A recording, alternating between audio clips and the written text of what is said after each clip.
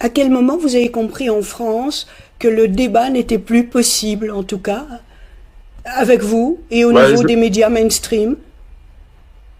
je crois que je l'ai compris véritablement il y a une semaine avec cette affaire Epstein et, euh,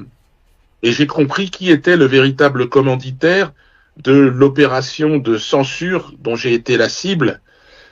Cette personne, c'est Ariane de Rothschild et c'est le groupe, la banque de Rothschild. On a découvert dans les Epstein Files, là, eh bien, un mail de Madame de Rothschild, donc patronne du groupe de Edmond de Rothschild, eh bien, un mail qui demande à Epstein un rendez-vous urgent à New York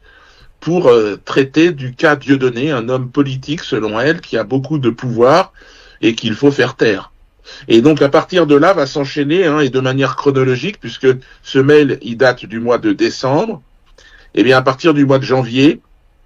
eh bien, il y a une circulaire emmenée par Manuel Valls, à l'époque ministre de l'Intérieur, qui deviendra Premier ministre, et le Conseil d'État va entériner donc une interdiction a priori, une première encore dans l'histoire de France. C'est-à-dire que on interdit un spectacle avant même qu'il ait eu lieu sur des rumeurs, sur des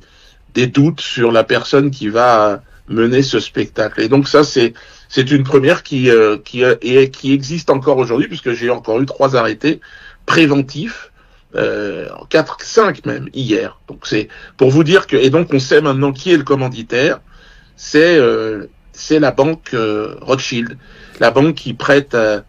eh bien, à l'État français, la banque qui permet, puisque Emmanuel Macron est un ancien cadre de la banque Rothschild, et puis depuis Pompidou, et puis depuis, j'ai envie de dire, depuis la Révolution. Donc on a effectivement un État dans l'État, invisible, très discret, qu'on ne voyait pas, et qui organise la censure en France,